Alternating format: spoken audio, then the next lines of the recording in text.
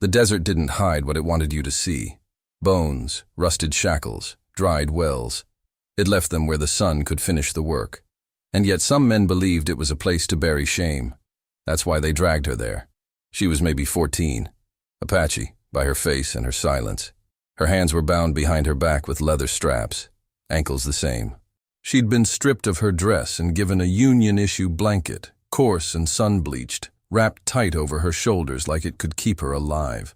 She wasn't crying. Her eyes had stopped asking hours ago. 3 white men on horseback had left her near a boulder shaped like a kneeling dog. No note, no warning, just the weight of her body against the dust. One man spat before riding off. Another kicked sand toward her head. The third stared longest, like maybe he knew something about mercy, but not enough to act on it. The blacksmith found her the next morning. He'd been riding south to get iron rivets from a man near Tucson, a trade he didn't want to make, but the wagon wheels in town were all giving out. He rode alone, always did. Didn't speak much since the war, not because of any wound. Words just cost more than they were worth. His name was Elias. Nobody used it often. He spotted her from the ridge, a shape too still to be cactus, too small to be deer. His horse balked when they got close.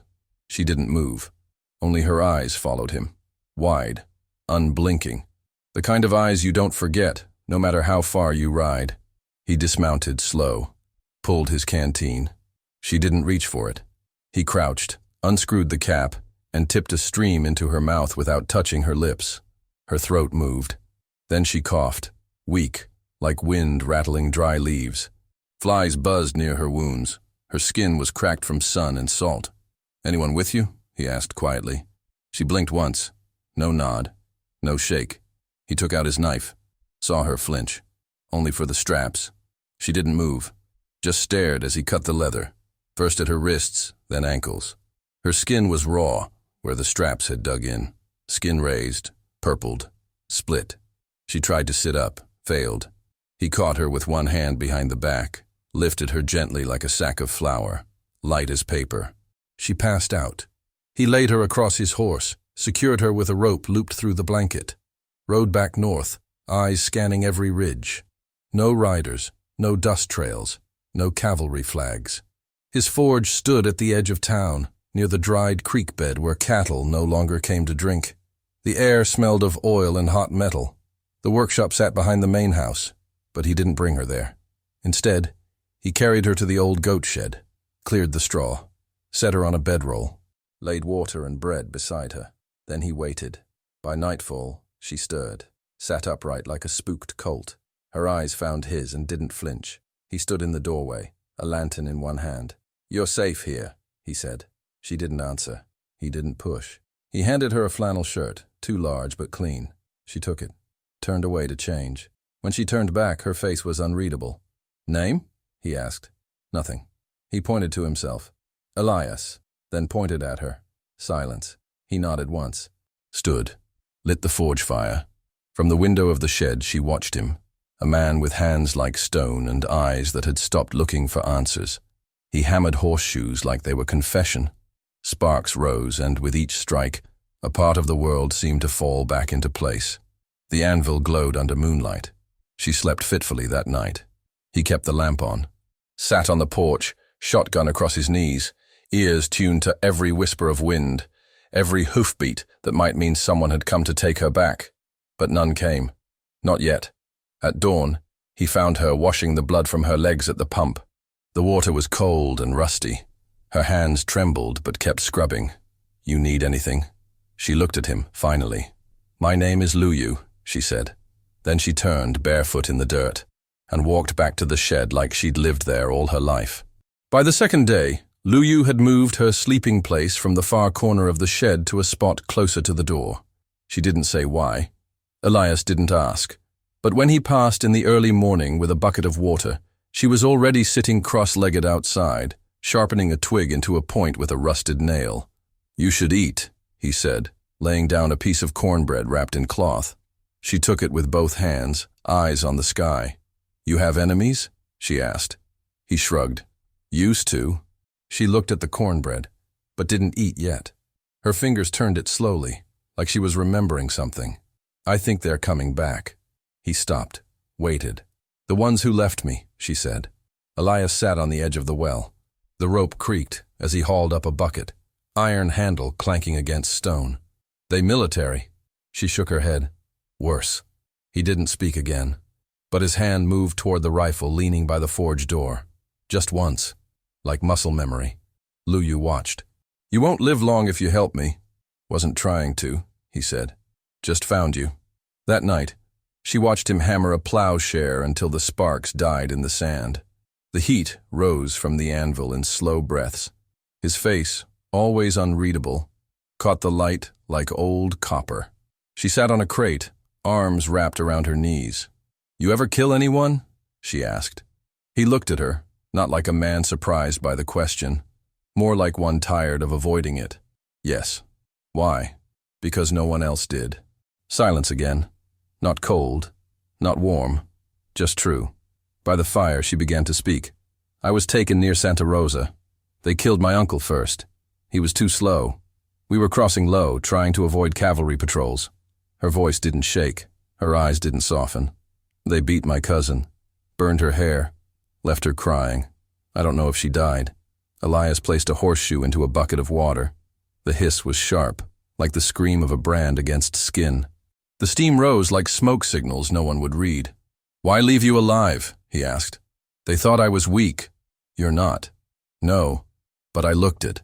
Later, she helped stack wood, her hands still raw but steady. Elias noticed the way she moved, like someone who had learned to keep pain inside the motion. She tied bundles of mesquite like she'd done it every day of her life. Her fingers moved with rhythm, not rush. The town hadn't asked questions yet. That was how things worked in places like these. If you didn't owe anyone money, didn't stir too much dust, you were left alone. But that silence had weight, and it had started to shift. On the fourth morning, a boy arrived. His name was Henry, son of the barber. 12 years old, skinny, always dirty. He stood outside the forge, holding a folded paper. Sheriff's looking for you, he said. Me? Elias asked. No, her. He handed the paper. No seal, no signature. Just a message, scrawled in ink thick and mean. Return the girl, or bury her. Henry shrugged. They said to deliver it, that's all. Elias crumpled the paper, tossed it into the forge. Lu Yu was behind him. You should have burned me instead, she said. You're not the one hiding, he replied. That night, they did not sleep. She cleaned the rifle. He loaded shells. Neither spoke of leaving. In the morning, hoofprints appeared near the edge of the property. 5 sets. Deep. Fresh. Not a passing group. Not ranches. A message. Lu Yu built a snare near the goat path, set glass along the fence. Elias hammered a new bar across the door of the shed, reinforced the window with planks from a broken wheel. Around noon, someone fired a shot. Not close, but close enough to hear. They didn't flinch. At dusk, she handed him something, a small pouch of dried berries.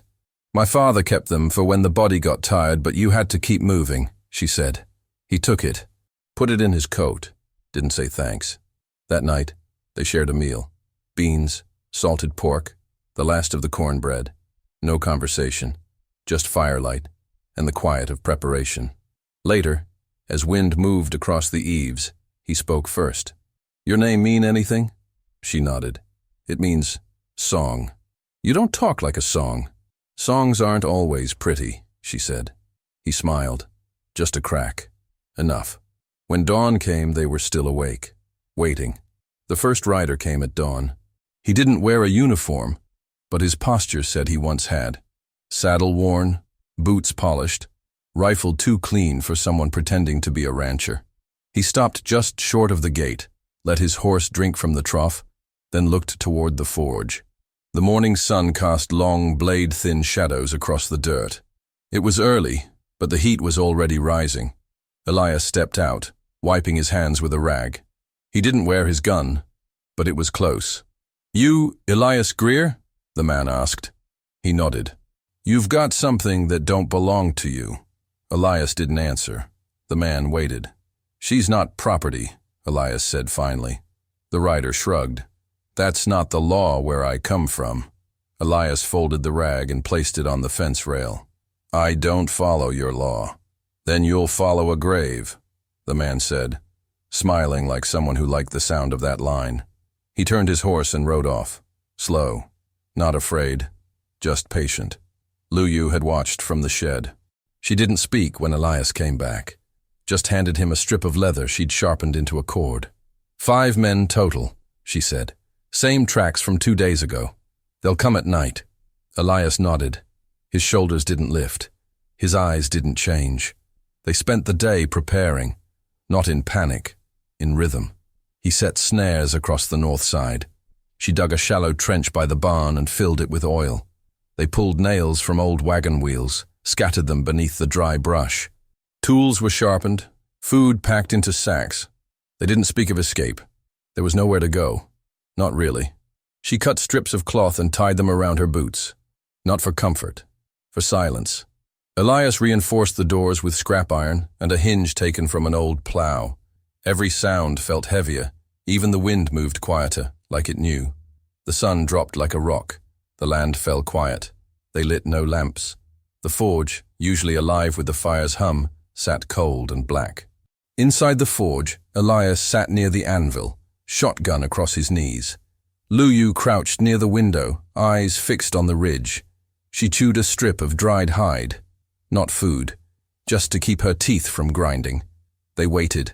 An owl called once, then silence, then hooves, distant, soft, controlled. 5 shapes, 1 lantern, shadows on horseback, too far to shoot, too close to pretend they weren't real. The riders dismounted at the edge of the property, tying their horses low. No shouting, no noise but boots in dust.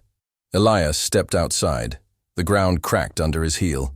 The heat from the day still held in the dirt. "You don't need to do this," he said. The lead man laughed. "We've got orders." Lu Yu stepped beside him, rifle ready. "You had orders once," she said, looking at Elias. "Did you follow them?" He didn't answer. The first shot came from the trees. Missed. Elias fired back. 1 man fell. Hard. No scream, just the slap of weight against sand. Then everything moved. Fire in the trench burst up, lighting the scene in orange shadow. Screams, hoofbeats, the smell of burning wool. 1 rider charged, rifle raised. Lu Yu hit him in the shoulder, spun him from his horse like a puppet cut loose. The 3rd tripped Elias's snare and landed face down in glass. Elias reloaded with hands that didn't shake. The last 2 ran. They didn't get far. By dawn, the field was smoke and blood. Elias limped. Lu Yu's lip was split. 1 bullet had grazed her ribs. She tied it herself with cotton and ash. Her hands were steady. Her face was blank. They buried the dead before the town woke. No ceremony, no markers, just silence and earth. They didn't speak while digging. The sky stayed empty. No vultures came. Then they sat on the porch. Neither spoke. The fire trench still smoked. One of the burned rifles leaned against the gatepost. The air smelled of gunpowder and cold iron. When the sheriff came, he brought no posse. Just stood at the gate, hat in hand. His horse flicked its tail and waited. "You know they'll send more," he said. Elias didn't answer. The sheriff looked at Lu Yu. "You want to stay here, girl?" She stood. "I've already stayed." The sheriff nodded, turned, left. That night, Elias handed her a horseshoe he'd shaped into a circle, the metal still warm from the forge, a symbol not of protection, but of return. "What's it for?" she asked. "Something that holds, without breaking." She held it in both hands, didn't let go. The forge burned again by morning. Smoke rose in soft, steady ribbons, carrying the scent of ash and sweat through the still air. Elias hammered iron into shape, not for weapons this time, but for hinges, nails, wagon hooks. The kind of work that meant someone, somewhere, still believed in use. His left arm hung stiffer now. The bullet that had grazed him left more than a tear in the skin. But he didn't mention it. He just worked slower. Lu Yu returned the shovel to its place by the shed. Dirt still clung to her hands, her nails. She had not changed clothes since the night of the fight. The dried blood on her shirt was no longer red, just part of the fabric now, like it belonged there. Her braid was loose, fraying, the hair stiff with dust and smoke. Neither of them mentioned the graves. They ate cornbread in silence, beans from a jar, thick with salt. No one came that day. Not Henry, not the sheriff, not even the wind. By late afternoon, Elias sat with a cloth soaked in alcohol and cleaned the barrel of his shotgun. Lu Yu handed him the brush without asking. The rhythm was slow, intentional. Cleaning after violence was quieter than preparing for it. "Do you think they'll send more?" she asked. "They always do," he said. She leaned back against the shed, knees drawn to her chest, chin resting on her arm. "I used to think surviving was a thing you could finish," she said. "Like once you lived through the bad part, the rest would stay still." Elias didn't look up. "It doesn't." "No," she said. "It moves.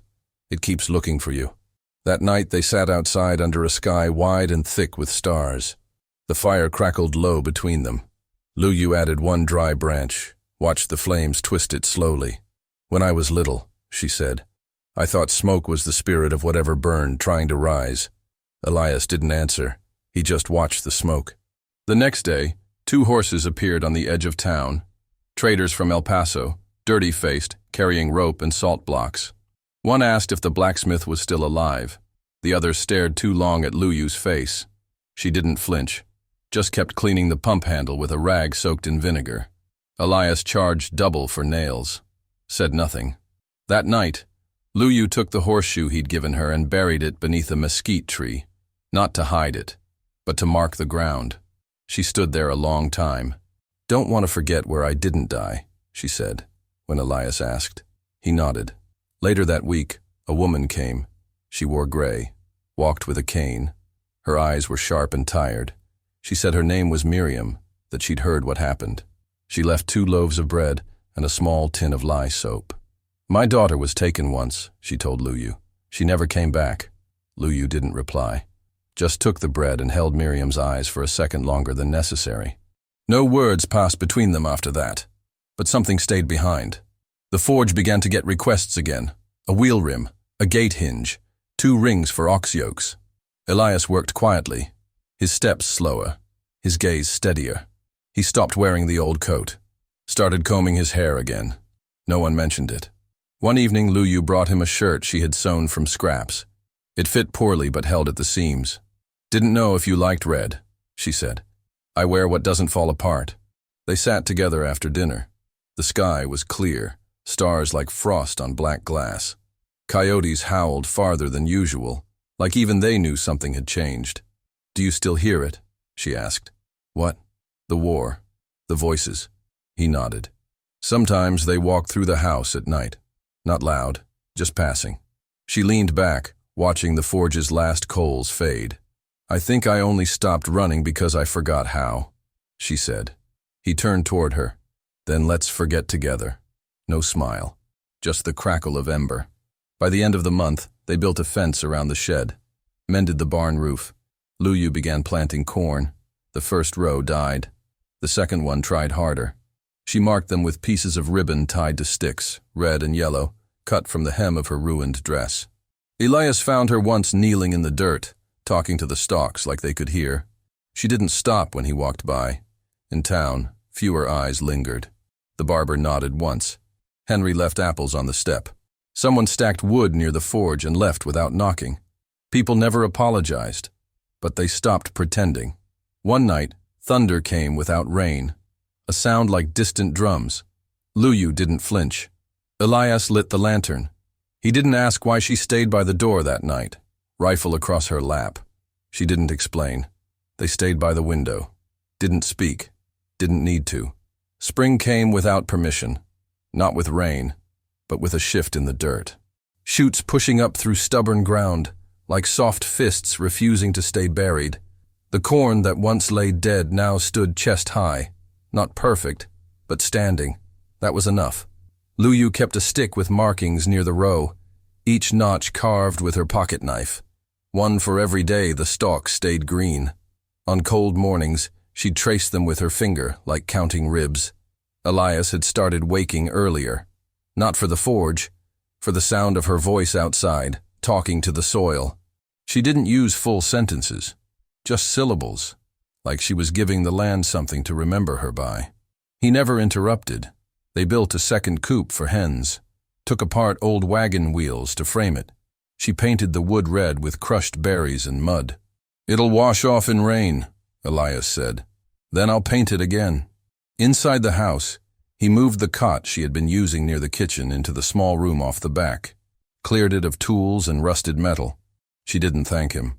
But that night, she slept there. Door cracked. One morning, a man came from the north, wore a priest's collar and carried a bag of worn books. Said he'd come to bless the graves. No one had asked him. Luyu stood by the gate as Elias leaned against the shed. "Why now?" she asked. "Because you're still here," he said. She didn't argue, just showed him the plot near the trees. The crosses were crooked, but present. He stood there a long time, whispered something in Latin, left a book on the porch. They never opened it. 2 nights later, rain finally came. A heavy, dark rain that shook the roof like someone knocking without patience. Luyu stood barefoot in the yard, soaked to the skin, laughing without sound. Elias watched from inside. He didn't join her, but when she came in, dripping and wild-eyed, he handed her a towel warmed near the fire. She took it like it was holy, dried her face but not her hair, let the damp hang around her like proof. That night, the house smelled of rain and ash, and something almost like safety. The next day, the forge door blew open in the wind. A child from town stood there, girl, maybe 9. Her name was Sarah, said she needed something for her mother's stove. Luyu helped her pick it out, took no payment, just asked her name. That night, the girl's father left a sack of apples and a note that simply read, "Thank you." Elias read it once, burned it in the stove.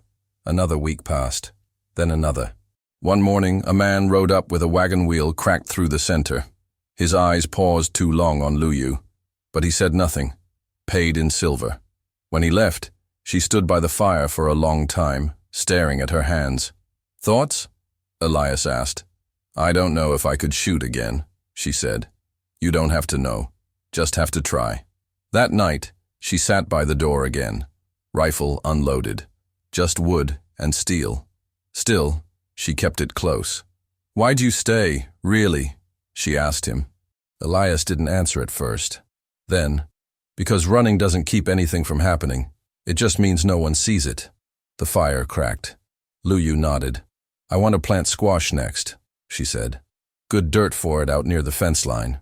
I'll start tomorrow." In the town, people had started using her name, carefully, as if afraid it might vanish if spoken too loud. The barber called her Miss Luyu. The widow who once crossed the street now waved.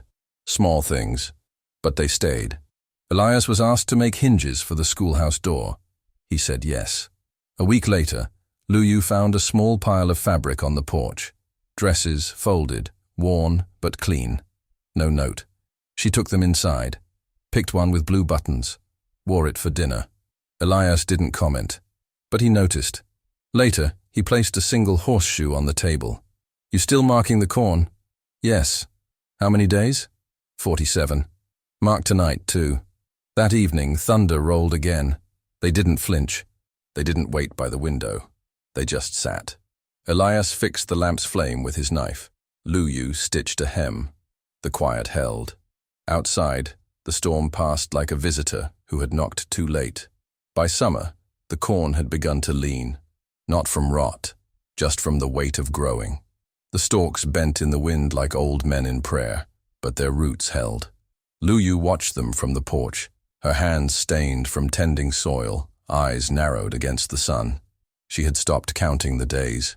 One evening, Elias found her carving a small animal from cedar. A rabbit, rough shape, small ears. She didn't explain it, and he didn't ask. But she left it on the fence post that night, facing the corn. No one moved it. The forge's rhythm returned. Not loud, just steady. Hooks, blades, horseshoes. A farmer brought in his son to learn the trade. Elias let the boy watch. Didn't speak much, but let him hold the hammer once. "He's quiet," the boy told his father. "That's how things last," the man replied. Luyu took to walking the perimeter each morning, just once around, checking traps, scaring off coyotes. Some days, she carried the rifle. Most days, She didn't. The neighbors began waving first. One left fresh eggs in a pail by the gate. Another left seeds. No one left warnings anymore. Inside the house, dust collected slower. The windows stayed open longer. Luyu hung dried herbs from the ceiling. Not because she believed in magic, but because the scent of mint and sage made the air feel less empty. Elias started carving too. Rough shapes, pieces of wood with notches like forgotten alphabets. He never gave them names, just left them on the windowsill where the morning light hit. Luyu added hers beside his. By midsummer, birds had nested under the roof's edge. Elias tried to shoo them once. Luyu told him to stop. They came because it's safe, she said. He let them stay. They never talked about the men buried near the trees. Not anymore. But sometimes, when Elias was sharpening a blade, he'd glance in that direction. Just once, then go back to work. The graves remained unmarked, but not forgotten. One evening, a traveler came. A girl, maybe 17. Her dress torn at the hem, boots cracked, eyes too old for her face. She asked for water. Luyu gave her bread too. Elias fixed the broken buckle on her pack. Before leaving, the girl asked, "Is this a safe place?" Luyu didn't answer right away. Then, "It can be." The girl nodded. Didn't ask more. That night, Elias placed another iron ring on the table. Smaller, sharper, meant to hold a gate closed. "For the shed?" Luyu asked. "For whatever we build next," he said. She looked at it, then at him. "You ever wonder what would have happened if you hadn't stopped that day?" she asked. "No," he said. "I only wonder what would have happened if I'd kept riding."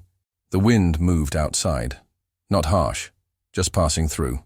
The kind that doesn't stay long enough to shake things loose. Weeks later, they repaired the old windmill at the edge of the property. Took them 3 days. Luyu climbed it barefoot. Said the wood needed skin to remember how to carry weight. Elias just handed her tools and watched. When it spun again, they didn't cheer, just stood still, listening to the creak of something returning. Autumn whispered early. Leaves turned before the air cooled. One morning, frost kissed the edge of the field. The squash vines had given all they could. Luyu pulled them up with her bare hands, quietly, like thanking them. Elias mended the roof again, not because it was leaking, just because he could.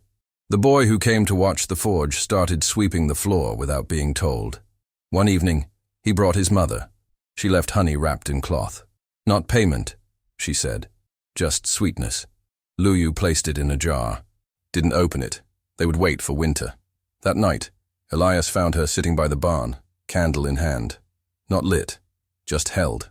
"Cold's coming," she said. "I know. You think we'll make it through? We've made it this far." She nodded. Not an agreement, just acknowledgement.